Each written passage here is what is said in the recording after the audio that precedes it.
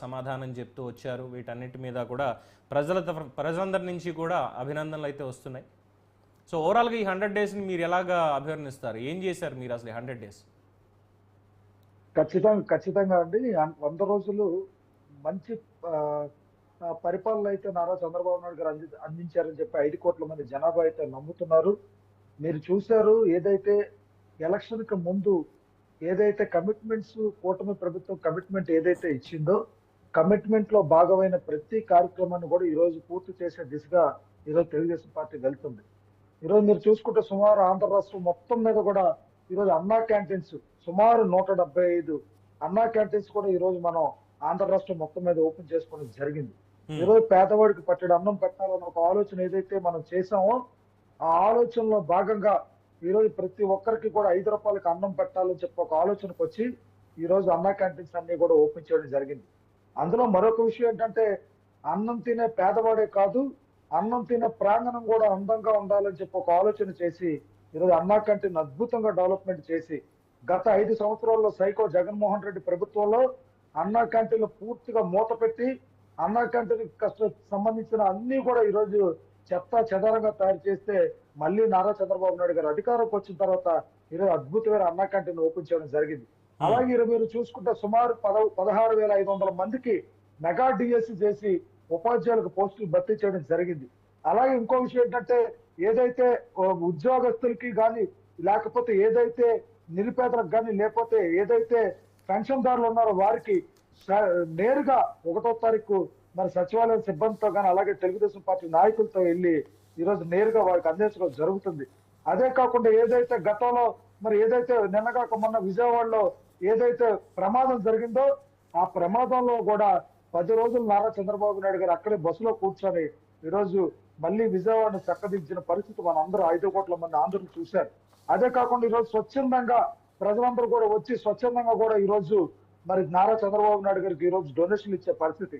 ఇదే కాకుండా మరి ఏదైతే ల్యాండ్ టైటిలింగ్ యాక్ట్ ఏదైతే జగన్మోహన్ రెడ్డి గారు పెట్టారో, ఆ ల్యాండ్ టైటిలింగ్ యాక్ట్ ను కూడా ఇమీడియట్ గా రద్దు చేసి నేరుగా వారికి ప్రజలకు న్యాయం చేసే పరిస్థితి మనం చూసాం.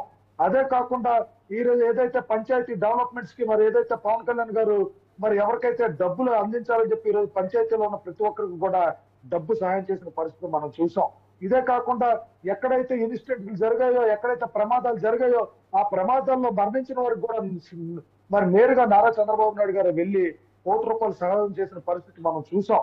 ఇదే కాకుండా రేపు దీపావళికి మరి నారా చంద్రబాబు నాయుడు గారు కూటమి ప్రభుత్వం ఏదైతే డిసైడ్మెంట్ చేసిందో, మరి 3 గ్యాస్ సిలిండర్లు దీపం పథకంలో భాగంగా 3 గ్యాస్ సిలిండర్లు కూడా ఈ రోజు నేరుగా ప్రజలకు అందించే పరిస్థితి.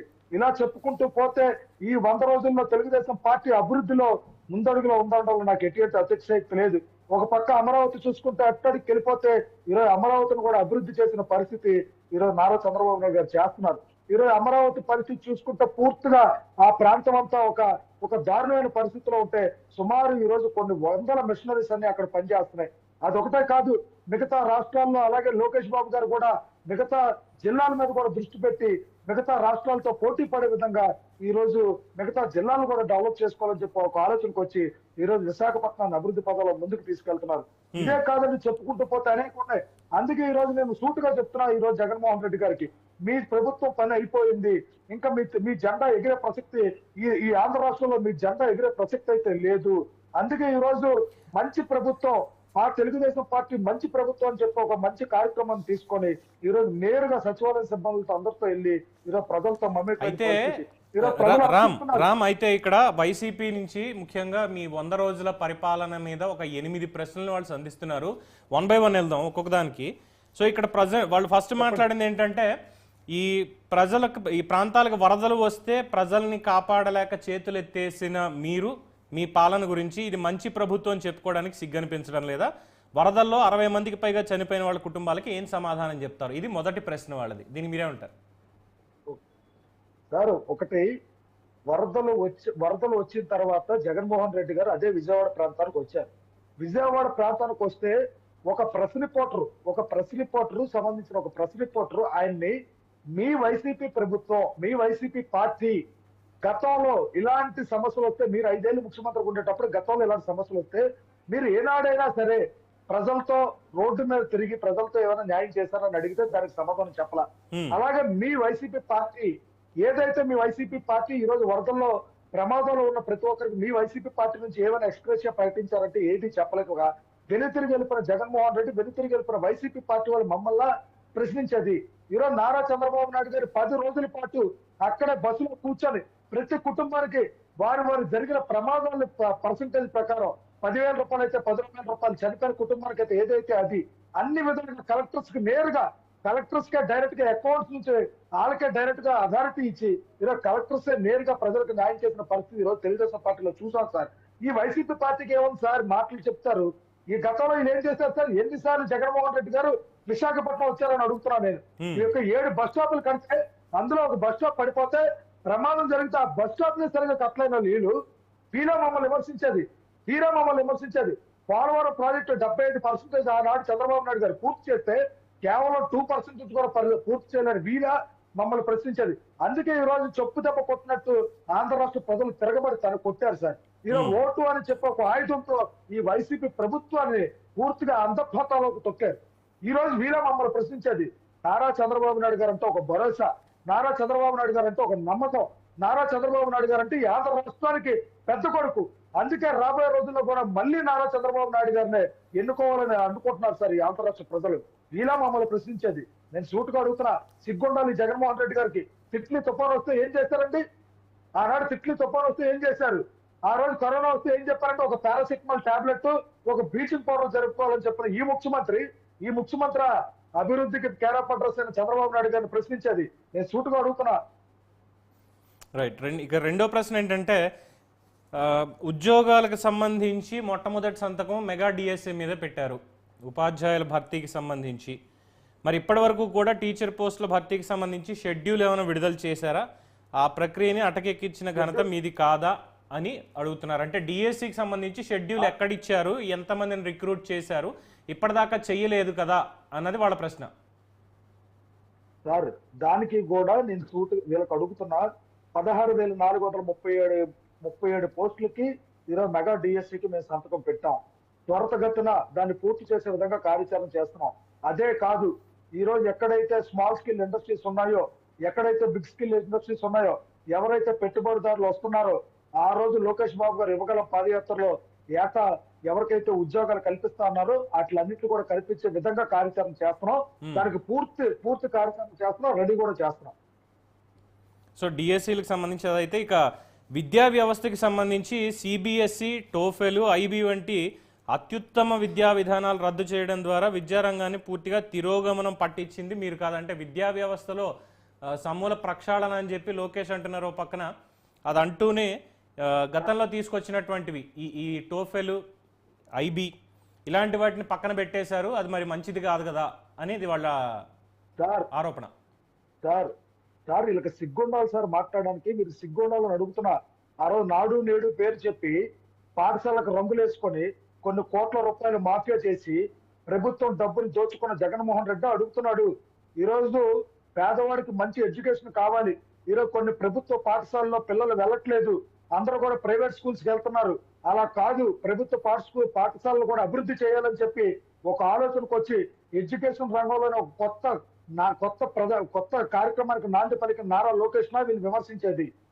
నేను అడుగుతున్నా ఈరోజు జగన్మోహన్ రెడ్డిని, ఈ రోజు మీరు ఎడ్యుకేషన్ చూస్తే పూర్తిగా అక్కడికి వెళ్ళిపోయింది సార్. ఈ రోజు అనేకమైన పాఠశాలలో చాలా మంది స్టూడెంట్స్ ప్రభుత్వ పాఠశాలకు రాలేని పరిస్థితి.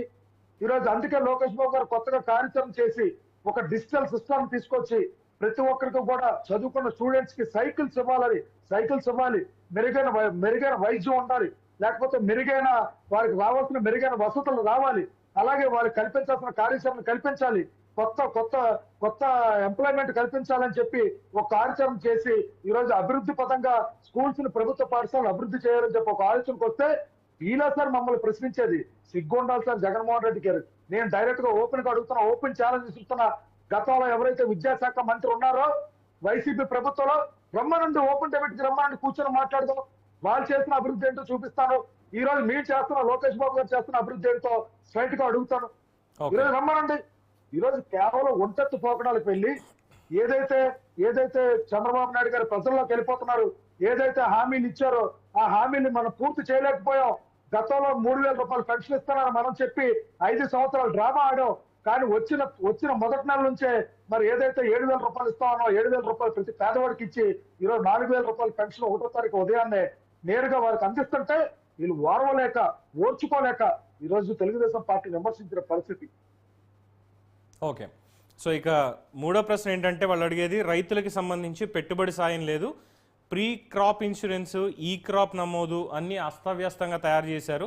అలాగే రైతు భరోసా కేంద్రాలు ఆర్బీకే వ్యవస్థ పూర్తిగా నిర్వీర్యం చేసి అగ్రి టెస్టింగ్ ల్యాబ్లన్నింటినీ కూడా అటకెక్కించి ఆక్వా యూనివర్సిటీ నిర్మాణానికి మంగళం పాడేసింది మీరు కాదా? అంటే మొత్తం వ్యవసాయ రంగానికి రైతుల నుంచి ఆక్వా వరకు అన్నీ కూడా మీరే సర్వనాశనం చేశారు ఈ 100 రోజుల్లోనే పూర్తి స్థాయిలో నాశనం చేశారు అని అంటున్నారు. దానికి మీరేం చెప్తారు? సార్ వైఎస్ఆర్ సిపి అంటే మీరు ఏదో పైనున్న వైఎస్ జగన్మోహన్ రెడ్డి లేకపోతే వాళ్ళ నాన్నగారు తండ్రి గారు అయినటువంటి స్వర్గీయ రాజశేఖర రెడ్డి అనుకుంటున్నారు. కాదు, అసలు వైఎస్ఆర్ సిపి పార్టీ పేరులోనే రైతులకు న్యాయం చేయాల్సిన పరిస్థితి ఉంది. కానీ ఈరోజు రైతులకు ఏం న్యాయం చేసిందా సార్? గతంలో ఎవరికైనా న్యాయం చేసిన పరిస్థితి ఉందా? ఈరోజు రైతులను ఆదుకోవడంలో పవన్ కళ్యాణ్ గారు కానీ నారా చంద్రబాబు నాయుడు గారు కానీ చాలా సిస్టమ్ గా ఉన్నారు. ఎవరికి ఏ కష్టం వచ్చినా సరే రైతు అనేవాడు కన్నీరు పెట్టుకోకూడదు, రైతుకి సరైన న్యాయం చేయాలి, రైతులకు రావాల్సిన ఏవైతే ఉన్నాయో బకాయిలన్నీ పూర్తిగా చెల్లించాలి. అందుకే కొత్తగా సీడ్స్ కానీ ప్రతిదీ కూడా ఈ రోజు ఎక్కడైతే మన స్టాకేజ్ పాయింట్స్ ఉన్నాయో అన్ని పాయింట్స్ కూడా ఈ రోజు అభివృద్ధి చేసే విధంగా కార్యాచరణ చేస్తున్నారు. సరే, ఈ రోజు అడుగుతున్న జగన్మోహన్ రెడ్డిని ఇవన్నీ మమ్మల్ని అడుగుతారు. అసలు ఎవరు సార్ ఏదైనా ఒక్క వైసీపీకి సంబంధించిన ఏ ఎగ్జిస్టింగ్ ఎమ్మెల్యే కానీ గతంలో ఎవరైనా పోనీ అంతకు ముందు ఉన్న ఎమ్మెల్యేలు కానీ ఎవరైనా వచ్చి ఓపెన్ డెబ్యూటీకి రమ్మనండి సార్, డైరెక్ట్ గా రమ్మనండి, మాట్లాడదాం. ఇవన్నీ మమ్మల్ని ప్రశ్నించే ముందు అన్ఫార్చునేట్లీ వాళ్ళని పిలుస్తుంటే డిబేట్లకి రావడానికి ఎందుకు జంకుతున్నారో తెలియట్లేదు. భయపడుతున్నారు సార్. ఈరోజు భయపడే పరిస్థితి. ఈరోజు రాష్ట్రం మనం అనకూడదు కానీ ఈరోజు రాష్ట్రం ఎలా ఉందో పరిస్థితి అందరికీ తెలుసు. గతంలో జగన్మోహన్ రెడ్డి గారు పూర్తిగా నాశనం చేశారు. 5 సంవత్సరాల్లో సర్వనాశనం చేశారు ఈ రాష్ట్రాన్ని. సర్వనాశనం చేస్తే కానీ మళ్ళీ చంద్రబాబు నాయుడు గారు అయితే గాడిలో పెడతారని చెప్పి ఆయన ముఖ్యమంత్రిగా ప్రమాణ స్వీకారం చేసిన కాడ నుంచి ఏనాడైనా సరే ఒక్క పూటైనా సరే ఆయన ఫ్యామిలీతో గడిపారా సార్? ఈనాటికి కూడా ఈ క్షణం వరకు కూడా ఈ ప్రజలు బాగుండాలి, ఈ 5 కోట్ల మందికి న్యాయం చేయాలి, మళ్ళీ ఆంధ్రప్రదేశ్ చిత్రపటంలో మళ్ళీ ఆంధ్రప్రదేశ్ ను ఉన్నతమైన స్థానానికి తీసుకెళ్లాలని చెప్పి ప్రపంచ పటంలో ఒక ఆలోచనకు వచ్చింది నారా చంద్రబాబు నాయుడు గారు. ఈరోజు అందుకే ప్రతి ప్రాంతానికి వెళ్ళినా ఎక్కడికి వెళ్ళినా సరే ప్రజలు హర్షద్వారాలు మోగిస్తున్నారు. ఈరోజు ఎక్కడికి వెళ్ళినా సరే నేరుగా వారి చేతికి వెళ్తుంటే ఆనంద బాష్పాలు పొందుతున్నారు సార్. ఈరోజు ఇవన్నీ తట్టుకోలేక లోకేష్ గారు రెడ్ బుక్ చూస్తూ భయపడుతున్నారు. రెడ్ బుక్ దానికి వస్తా. ఇంకా కొన్ని 4 ప్రశ్నలు ఉన్నాయి. ఏంటంటే సరే, ఇక్కడ రైతులకు సంబంధించి అంటే పవన్ కళ్యాణ్ గారు కూడా మొన్న రైతులకు సంబంధించి చాలా విషయాలు చెప్పడం జరిగింది. అది కూడా వైఎస్ఆర్సీపీ ఆరోపణలు తప్పితే ఇక్కడ ఇందులో ఏం లేదనేది రైతులు కూడా చాలా మంది చెప్పారు. ఇక తర్వాత అంటే ఏ ప్రభుత్వం వచ్చినా ఇది ప్రజల తరఫున, వైఎస్ఆర్సీపీ మాత్రమే కాదు, ఇది ప్రజల తరఫున అడిగేటువంటిది. 2014-19 చూసాం, 2019-24 చూసాం. ఇసుక ఉచిత ఇసుక విధానం అన్న పేరుతోటి 14-19 మధ్యలో తీసుకొచ్చినప్పటికీ 19 తర్వాత చూస్తే భవన నిర్మాణ రంగం మొత్తం కుదేలైంది, అనుబంధ రంగాలు కుదేలయ్యాయి కేవలం ఈ ఇసుక అన్న ఒక పాయింట్ తోటి. ఇప్పుడున్నటువంటి పరిస్థితి, ఇప్పుడు మీ ఎమ్మెల్యేల మీద కూడా ఆరోపణ. ఇప్పుడు ఇసుక ఆల్రెడీ సఫిషియెంట్ గా దొరుకుతుంది. అదే అంటే ఈ ఇసుక పాలసీ అనౌన్స్ చేసి ఉచిత ఇసుకని ఎప్పటి నుంచి ఇస్తారు ఏంటి అన్నటువంటి దాని మీద కార్యాచరణ ఇవన్నీ ముఖ్యమంత్రి గారు అనౌన్స్ చేసినప్పటికీ కూడా ఇప్పటి వరకు మీ నేతలు 40 లక్షల టన్నుల ఇసుక దోపిడీ చేసింది వాస్తవం కాదా అని వైఎస్ఆర్సీపీ ప్రశ్న అయితే మరి అందులో ఎంత వాస్తవాలు ఉన్నాయని మీరు చెప్పాలి. రెండోది, ఇది నిజంగా అంటే ఒకటి రామ్మోహన్ గారు పొరపాటు ఉంది అంటే ఇది పొరపాటు ఇక్కడ జరిగి ఉండొచ్చు అనడం తప్పులేదు, ఎందుకంటే తప్పు జరిగిన చోట ఒప్పుకోవడం తప్పులేదు. ఇసుకకు సంబంధించి మీ కూటమి ఎమ్మెల్యే ఒకానొక దినపత్రిక విలేకరులకి స్ట్రైట్ గా వార్నింగ్ ఇచ్చినటువంటి సంఘటనలు కూడా చూసాం. సో ఇవి భవిష్యత్తులోనైనా సరే ఆగిపోతే బెటర్ అనేటువంటి సూచన, ఎందుకంటే ఇంకా 100 రోజులు అయింది కాబట్టి. అవును సార్, ప్రభుత్వం చర్మాంకంలో అయితే లేదు. 100% మీరు చెప్పిన దానికి నేను అగ్రీ సార్. ఎక్కడైనా సరే లోకేష్ గారు కానీ, చంద్రబాబు నాయుడు గారు కానీ, పవన్ కళ్యాణ్ గారు కానీ ఎక్కడైనా సరే అవినీతి జరిగితే క్షమించే మనుషులా అని అడుగుతున్నా సార్ నేను. ఈరోజు